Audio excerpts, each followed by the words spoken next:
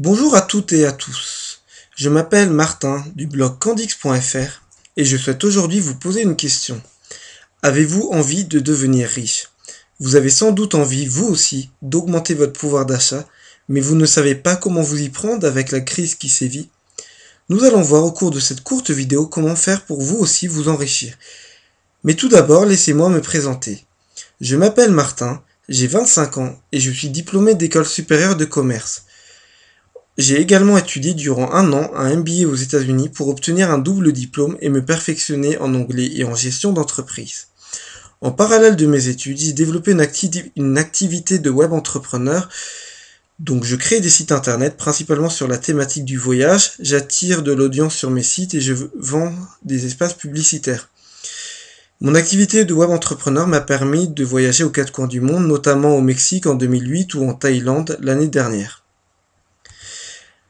Maintenant, venons-en au sujet, à savoir comment devenir riche. Il existe deux méthodes pour gagner de l'argent. La première méthode, que j'appellerai la méthode traditionnelle, est la méthode la plus courante, la plus connue, mais également la moins efficace pour s'enrichir. Et la deuxième méthode, la méthode que j'appellerai la méthode candix.fr, vous aidera à vous enrichir et à atteindre une vie meilleure, une vie que vous méritez. Laissez-moi tout d'abord vous présenter la méthode traditionnelle. Dans la méthode traditionnelle, vous gagnez de l'argent principalement avec votre salaire et vous devez faire face à des dépenses. À partir de là, il existe deux cas de figure. Le premier cas de figure, c'est lorsque votre salaire est inférieur à vos dépenses. Pour faire face à vos dépenses, vous devez vous endetter. C'est le cas notamment des crédits à la consommation ou des découverts, etc., qui vous permettent de faire face à vos dépenses. Mais cette situation est très dangereuse sur le long terme, car plus vous avez de dettes, plus vous devrez payer d'intérêts et vous devrez rembourser votre dette tôt ou tard. Le deuxième cas de figure, c'est lorsque votre salaire est supérieur à vos dépenses. Avec votre salaire, vous pouvez donc faire face à vos dépenses et épargner une partie de votre salaire que vous pourrez ensuite placer, par exemple, sur un livret A. Et grâce à votre épargne que vous arriverez à épargner année après année et aux intérêts que vous allez pouvoir obtenir, vous allez développer un capital qui vous permettra de faire face à vos projets, aux grands projets de votre vie, par exemple épargner pour préparer votre retraite, pour financer les études de vos enfants, pour faire face aux coups durs de la vie, par exemple à une maladie ou à un licenciement, etc., etc. Maintenant, j'en viens à la méthode que j'appellerai la méthode candix.fr. Donc, comme dans la méthode traditionnelle, vous gagnez essentiellement des revenus au travers de votre salaire, mais vous gagnez également des revenus complémentaires. Qu'est-ce qu'un revenu complémentaire? Ça peut être par exemple des aides de l'État, donc des allocations familiales. Ça peut être développer une petite activité sur Internet, par exemple faire un petit peu d'achat-revente sur eBay ou vendre vos vieux objets dans une brocante. Ça peut être gagner de l'argent en proposant des trajets en covoiturage, etc., etc. L'idée des revenus complémentaires, c'est de gagner des sous ou d'en dépenser moins à chaque fois que c'est possible. Grâce à votre salaire et à vos revenus complémentaires, vous allez donc gagner une somme d'argent tous les mois qui vous permettra à la fois de faire face à vos dépenses et d'épargner. Avec votre épargne, vous allez placer votre épargne. Donc vous pouvez placer votre épargne de différentes manières. Par exemple, à la bourse, dans l'immobilier, dans un livret A, etc. Contrairement aux idées reçues, même avec peu d'épargne, vous pouvez placer à la bourse ou dans l'immobilier par exemple. Il existe des produits dérivés qui permettent de reconstituer les évolutions du CAC 40, ce qui fait que même avec une petite somme d'argent, vous pouvez placer votre argent en diversifiant vos placements et ne pas acheter qu'une seule entreprise. Vous pouvez également, même si vous n'avez pas beaucoup d'argent, acheter une place de parking ou acheter des parts dans une SCPI et donc investir dans l'immobilier même avec des petites sommes d'argent. Etc., etc. L'idée, c'est simplement de placer de l'argent selon votre profil d'investisseur en retenant bien une seule chose, c'est qu'on ne peut pas avoir l'argent du beurre et le sourire de la crémière, à savoir, il va vous falloir trouver un compromis entre un rendement fort et un risque fort. À la bourse, on peut gagner beaucoup d'argent, mais on peut aussi en perdre beaucoup, comme vous avez pu le voir avec la crise Internet, la crise des subprimes, ou encore tous les gens qui ont investi dans Eurotunnel il y a quelques années qui se sont retrouvés ruinés. Donc l'idée, ce sera de simplement placer votre argent selon votre profil d'investisseur, mais également de diversifier votre argent pour ne pas mettre tous vos œufs dans le même panier. Outre vos placements, vous pourrez également utiliser votre épargne pour développer une activité entrepreneuriale. Donc c'est pas forcément monter une immense multinationale, mais ça peut très bien être devenir auto-entrepreneur et utiliser vos compétences pour gagner des revenus en plus de votre salaire. Sachez tout simplement qu'en un an, grâce à mon activité d'auto-entrepreneur, j'ai doublé mes revenus. Si j'avais placé de l'argent à un rendement de 5%, qui est considéré comme bon, il m'aurait fallu 14 ans pour redoubler mes revenus. Si j'avais placé mon argent à un rendement de 3%, il m'aurait fallu 24 ans. En plaçant mon argent, il m'aurait fallu 10 à 30 ans pour doubler mes revenus. Grâce à mon entreprise, j'ai doublé mes revenus en moins d'un an. Grâce à votre entreprise et à vos placements, vous allez pouvoir développer votre patrimoine, et votre patrimoine va donc vous générer des revenus supplémentaires. Donc pour continuer et conclure cette vidéo, pour vous enrichir, il faut passer d'une logique de consommation où d'un côté vous avez votre salaire et de l'autre vous avez vos dépenses, à une logique de capitalisation où vous allez épargner une partie de vos revenus pour le placer, donc que ce soit à la bourse, dans l'immobilier, dans un livret A, etc., etc., ou l'investir dans votre entreprise.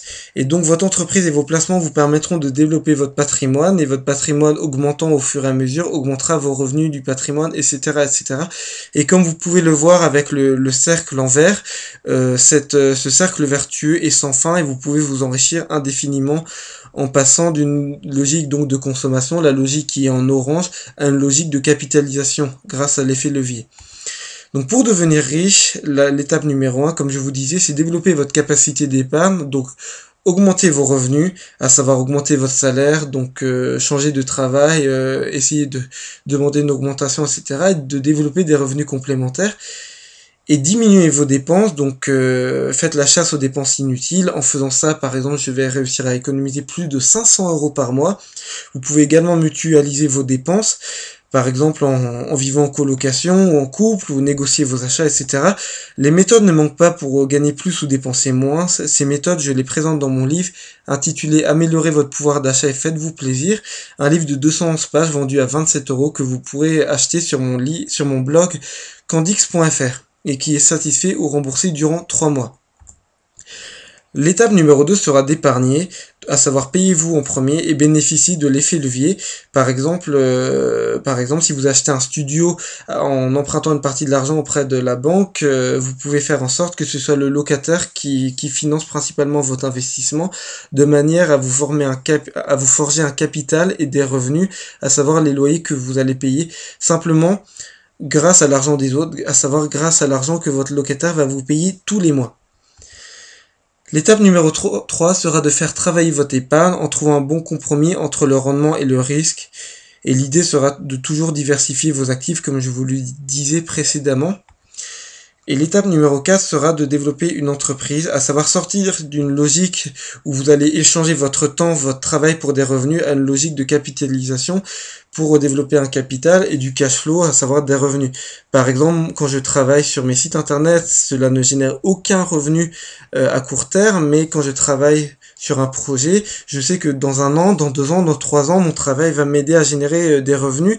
Et donc, au final, mon travail d'aujourd'hui me permet de générer des revenus demain. Et grâce à cela, mes revenus augmentent indéfiniment et augmentent d'environ 70% par an. Et je gagne également de l'argent dans le fait que si demain je devais vendre mon entreprise, je pourrais la vendre à une somme intéressante, à savoir environ 200 000 € si on considère le calcul de valorisation des entreprises en fonction de leurs bénéfices. À savoir, à 25 ans, en l'espace de moins de 3 ans, j'ai réussi à me constituer 200 000 € de capital immatériel dans mon entreprise. Donc voilà, donc comme je vous disais, pour devenir riche, il faut mettre en place un cercle vertueux qui va vous permettre d'épargner plus, donc de placer plus, de gagner plus d'argent, donc de pouvoir augmenter votre pouvoir d'achat, votre épargne, et donc de pouvoir placer plus, etc., etc., indéfiniment. Certaines personnes me diront qu'il est immoral de s'enrichir, car s'enrichir provoque du gâchis, c'est l'exemple du 4x4 qui pollue énormément. Certaines autres personnes me diront qu'on ne peut s'enrichir qu'en exploitant les pauvres et que vu la misère dans le monde, il y a d'autres combats plus importants que de chercher à s'enrichir. Mais pour moi, c'est un faux combat. L'argent est amoral et c'est un moyen et pas une finalité. À savoir, l'argent ne crée pas le bonheur, mais l'argent vous permettra de faciliter votre vie sociale, de davantage gâter votre famille, de payer des études à vos enfants, de davantage partir en vacances, etc. À savoir, l'argent n'est qu'un moyen et vous pouvez le rendre moral ou immoral selon ce que vous en faites. Par exemple, vous pouvez utiliser une partie de votre argent pour aider les autres. À titre personnel, je dépense environ 50 euros par mois dans l'humanitaire et je parraine notamment un enfant démuni en Thaïlande pour lui assurer un avenir.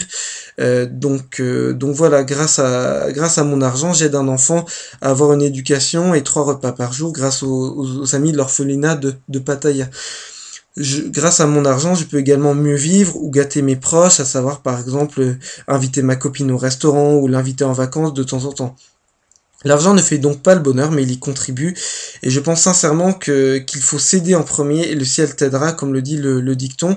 C'est pour ça que je souhaite partager aujourd'hui avec vous mon expérience dans cette vidéo. En devenant plus riche, vous pourrez partir plus souvent en vacances. Je ne suis pas millionnaire, mais depuis que je suis étudiant, j'arrive à partir en vacances tous les 2 à 3 mois. Par exemple, l'année dernière, j'ai pu partir en Italie ou notamment en Thaïlande, comme vous pouvez le voir dans ces photos, et donc je vis comme un millionnaire, alors même que je ne le suis pas, grâce justement à une bonne gestion financière et à mon indépendance financière que j'ai pu acquérir grâce à mon entreprise. En devenant plus riche, vous pourrez également aller plus souvent au restaurant, mais surtout, vous n'aurez plus besoin de compter. Quand je fais mes courses, j'achète les produits qui me plaisent. Je regarde les prix de temps en temps, mais avant tout, j'achète des produits qui me plaisent, des produits gourmets. Par exemple, quand je vais à Monoprix, je peux acheter des smoothies ou du vin d'agriculture bio ou des petits plats cuisinés qui sont tous plus délicieux les uns que les autres. Mon principal critère, ce n'est plus le prix, c'est la qualité des produits que j'achète, le goût, le plaisir que je vais pouvoir retirer de mes achats. En devenant plus riche, vous allez moins vous disputer en couple, vous allez moins stresser à l'idée d'avoir des fins de mois difficiles et votre avenir sera serein. Vous savez que vous pourrez financer les études de vos enfants, vous pourrez les aider lorsqu'ils voudront se marier ou acheter un studio, vous pourrez financer votre retraite, vous pourrez faire face aux imprévus de la vie. Donc malgré la crise, devenir riche est très simple. Il suffit d'apprendre et le plus important de passer à l'action. Comme le disait une célèbre marque, just do it et prenez le contrôle de votre vie et de votre destin. Vous avez envie de devenir riche vous aussi? Je peux vous aider. Il existe 2 moyens pour moi de vous aider. Le premier, je vous invite à lire mon livre, Améliorer votre pouvoir d'achat et faites-vous plaisir. Ce livre fait 211 pages et durant ces 211 pages de conseils, vous bénéficierez de mon expérience d'étudiant en école de commerce qui a appris la gestion d'entreprise, mon expérience de web entrepreneur, mais également mon expérience de la vie qui m'a permis de voyager aux 4 coins du monde et de sortir et de mener une vie très agréable depuis maintenant près de 5 ans. Donc ce livre est disponible sur mon blog candix.fr au prix de 27 € seulement. Pour le prix de moins d'un mois d'abonnement à internet, vous pourrez améliorer votre vie et votre pouvoir d'achat. Et si vous ne me croyez pas, sachez que vous avez 3 mois de garantie satisfait ou remboursé pour me demander un remboursement si jamais vous n'étiez pas satisfait de ce livre. La deuxième solution que je vous propose, c'est le coaching. Par exemple, il y a quelques mois, David, un jeune cadre dynamique qui gagnait environ 1600 € par mois, m'avait fait part de ses difficultés financières. À savoir, une fois qu'il avait payé son loyer, sa nourriture, ses impôts, il n'arrivait plus à payer ses billets de train pour rendre visite à sa copine qui habitait à l'autre bout de la France.